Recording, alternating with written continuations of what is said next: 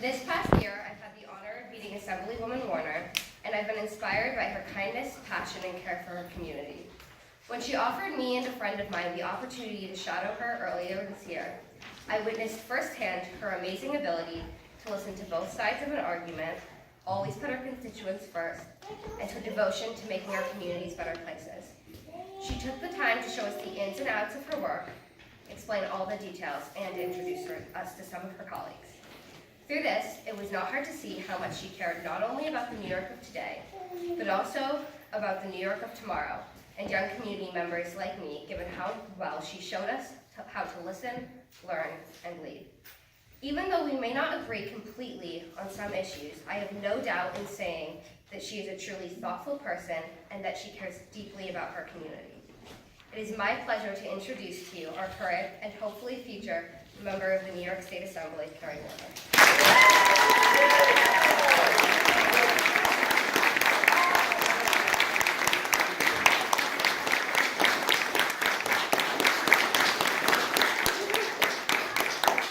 Wow, good morning, and thank you so much. And Kiara, all I can say is I hope I'm ready to retire when you're ready to run. Good morning.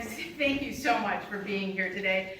I am excited to see so many people here, so many new faces in the crowd, and I'm humbled to see so many familiar faces, including in the back, my Aunt Sue, who's a tremendous campaigner.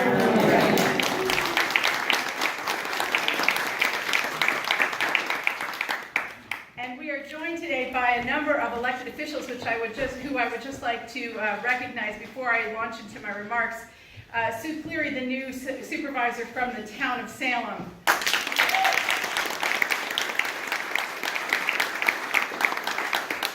Bob Cook, village trustee from the village.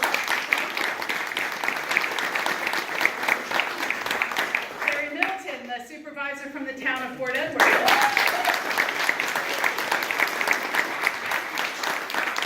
Sarah Eidelman, a long-serving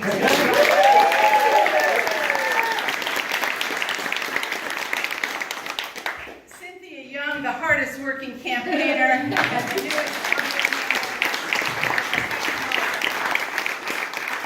Commissioner of Public Safety, Peter Martin from the City of Sarasota.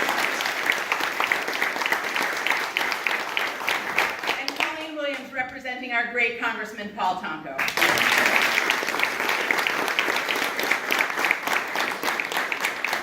You all know, as I do, the ingredients of a successful political campaign.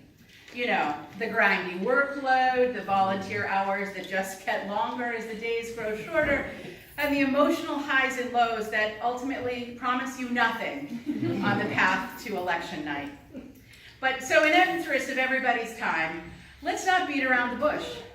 With your help, I intend to stand for and win re-election to the New York State Assembly representing the 113th Assembly District.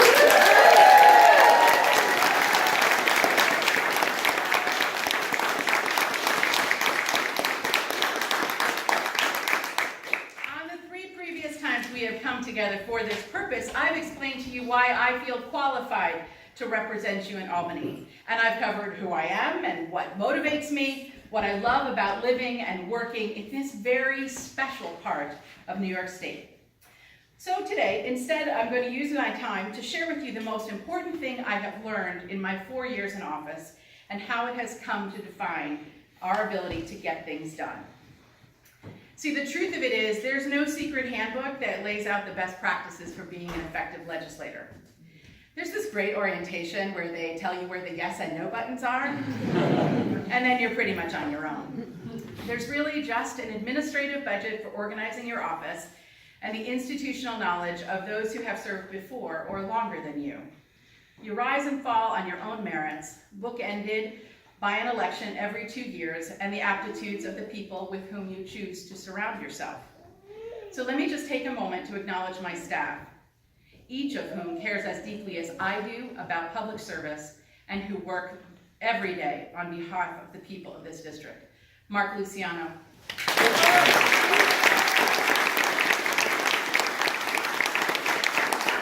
Jeremy Espinosa.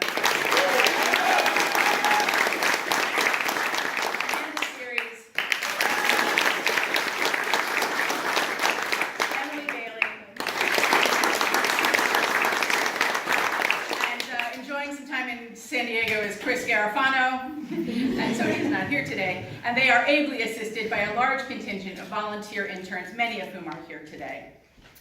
So as somebody who was new to Albany in December of 2014, I chose to surround myself not just with a tremendous staff, but with you, my constituents, at every opportunity and in every town and city in the district.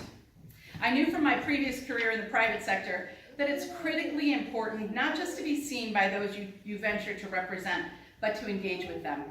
In my public role, that means engaging on your time and your turf, on nights and weekends and bank holidays, around your kitchen tables, and in church basements, firehouses, and community centers all across the 113th district.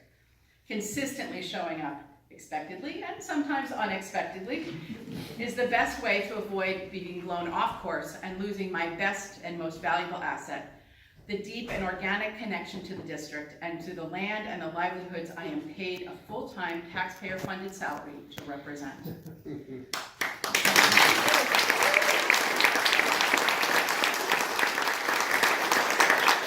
as Kiara said, I've learned that doesn't mean we're going to agree on every issue. And frankly, I don't think we should, because that would be kind of short-sighted within the context of a political system that's prefaced on the orderly debate of and decisions between competing ideas. But together, as fellow community members, here's what I know we can do. We can always maintain and wherever possible strengthen the lines of respectful and honest two-way communication. In my experience, there's no better place to start than among the folding tables and linoleum floors of those aforementioned kitchens, church basements, firehouses, and community centers. It was in just such a setting, around Karen Christensen's dining room table in Argyle, a group of women farmers first brought me up to speed on the extent to which the deck is kind of stacked against young farmers. They possess the work ethic and knowledge and skills of the trade, typically passed down through several generations of impossibly early mornings, but in many cases, they lack access to available land opportunities. And it's there that then 15-year-old Kayla Gully and Margaret Brownell told me that their ambition was to start their own farms someday, if they could afford it. That's why in 2017, I chose to take a leadership role in shepherding the Farmland for a New Generation program through the state budget process. This program enables the American Farmland Trust to develop a statewide resource center and support a network of navigators aligned with the Cornell Cooperative Extension and other industry stakeholders. Now, there may be no playbook for legislating effectively, but you know what? It turns out there are tangible, tried and true methods to incentivize land transfer between generations. And so I'm proud of the fact that the 2018-19 state budget includes funding to create the Farmland for a New Generation program. It's based on a successful model in the Hudson Valley, but because of a chance encounter at an evening event in Argyle a couple of years ago, I knew just how impactful this program could be. We don't need to reinvent the wheel, and we shouldn't reinvent the wheel. We all understand that we need to be constantly reassessing and re-engineering the wheel to maintain efficient forward progress over new and unfamiliar terrain. And that's what I heard when Amy Totino and a group of teachers from Saratoga Springs sat down with me for coffee back in 2012. It's what I heard from countless parents as we stood in their driveway during campaigns in 2012 and 2014, and they told me how their children with learning challenges were being left behind. It's what I heard in roundtables with students in Ballston Spa and Stillwater high schools. It's what I heard when employers talked about how they can't find new employees with the right skills. Common Core, the standards, the curriculum, the testing, the assessment process, it's all just too much. And coupled with tight budgets, schools and teachers were struggling to meet the needs of all students.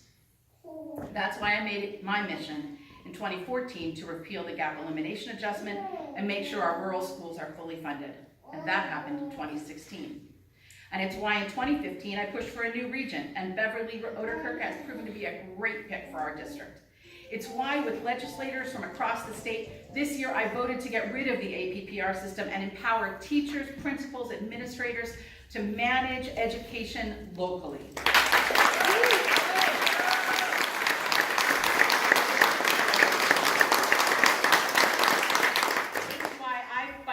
Career and technical education and for early college high school programs. It's why I champion apprenticeships and internship programs, because these are the kind of investments that unleash the creativity and passion of young people and launch them into great careers.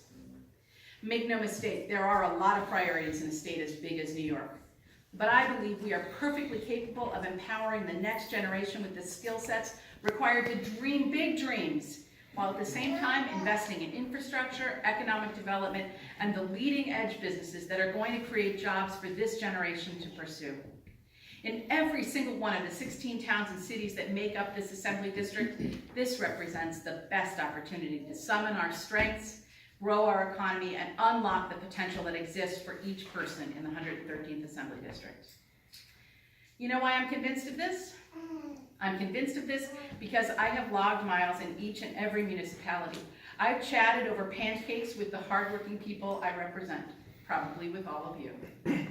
At the end of the day, you elected me to connect the dots, to distill thousands of conversations, and hopefully play a decisive role in making good things happen. Just last week, 2 bills I authored were passed unanimously by the Assembly. And guess what? The ideas for both of these pieces of legislation came from conversations I had with constituents throughout the district. One from an entrepreneur and a hops farmer, and the other from a local insurance agent.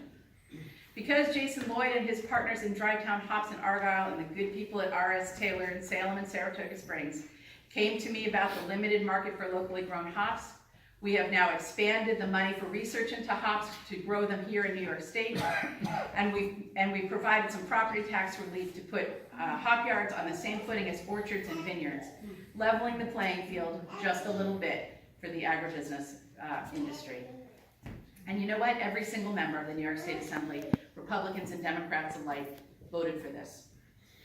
And thanks to a visit from a local insurance agent in Wilton, my insurance bill creates an online class option for agents seeking licenses to sell property and casualty insurance. The current requirement, which means you got to go all the way to Albany to get your license, to take 2 weeks worth of classes to get your license. You know what that means? It means single moms can't be insurance agents. And that's what I heard. And now they can, because we passed a bill this week that makes that possible. And it improves.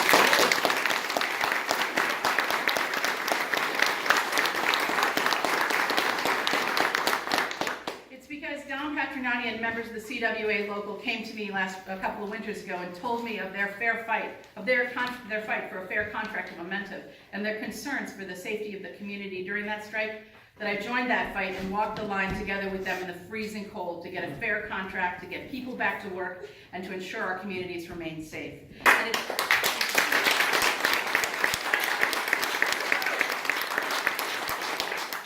because of the restaurant servers and restaurant owners in Saratoga County who came to me this winter and told me of their concern that a proposed policy change to eliminate the tipped wage credit would put their livelihood and future at risk, that I lent my voice to the advocacy for this effort. And the energy that we generated on the steps of the Capitol is hopefully going to be enough to do just that.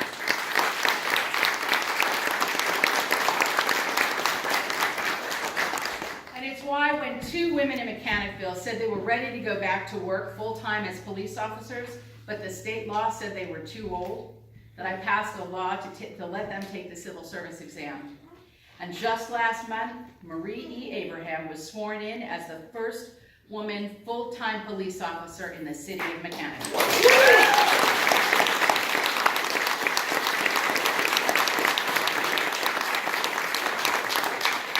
So here's the bottom line. Here's what I learned. If you want to make a difference, you have to be able to get things done.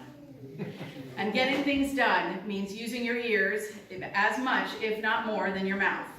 I'm going to put that on a mug. Building consensus is first and foremost an exercise in self-control. Strongly held beliefs on all sides of a given issue must be tactfully aggregated and then dissected with intellectual and emotional honesty. Finally, the best parts of those disparate, strongly held beliefs need to be reassembled into something new and ultimately better than the sum of its parts. It's not a simple process, but it's not, frankly, nearly as difficult as the current state of our politics might lead you to believe. I do a lot of my aggregating at those community events around the kitchen tables and in the church basements throughout the district. I do a lot of dissecting on those long drives between events. And I do a lot of my reassembling, at least in the warmer months, on the screen porch of my home in Round Lake. I have genuine confidence in the results this process is producing, but there is clearly no shortage of additional work to be done. Renewable energy. I could spend hours with you talking about cow power. I won't do that. Rural medical care. If you stopped in my office, you're going to see a map that shows you how few doctors, dentists, mental health practitioners we have in Washington County, and we actually have more in Washington County than they do in most of our rural counties. Roads, bridges, public transportation. We need to get people to and from work in a lot more efficient manner than we can do it today. And ethics reform. We need to make sure that you all have the trust in your elected officials that you deserve to have. It's way too much sometimes for one person to tackle alone. But you know what? It's entirely manageable because we stay positive, pragmatic, and personal. And when we were together on a similar occasion in 2012 and 2014 and 2016, I asked you all to join me on this journey, and you stepped up. And together we have identified problems and knocked them down. Together we have made things fairer and created more opportunity for all. I've taken up enough of your time here because I know you are all really busy people. So let's get back to it and run a serious re-election campaign with the integrity and intensity you've come to expect from me and me from you after witnessing it firsthand in countless church basements, firehouses, and community centers for the last 4 years. So let me introduce you to the 2018 campaign team that I have assembled. Please meet Amanda Series, who will be the campaign.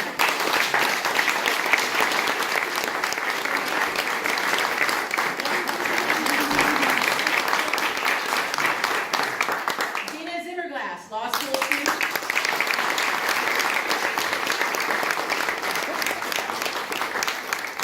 Andrew Bailey, who just graduated from SUNY New Paltz and served.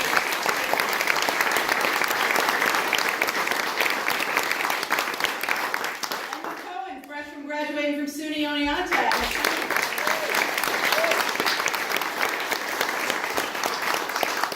Lucy Totino, currently a student at Syracuse University.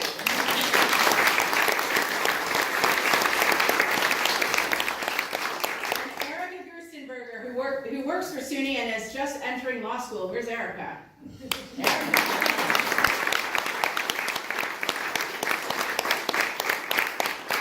As you can see, I've assembled a great team, and I've got a new pair of sneakers. And I am ready to walk the miles with you and knock the doors with you, and all of that is going to lead us to victory on election night on November 8th. Thank you so much.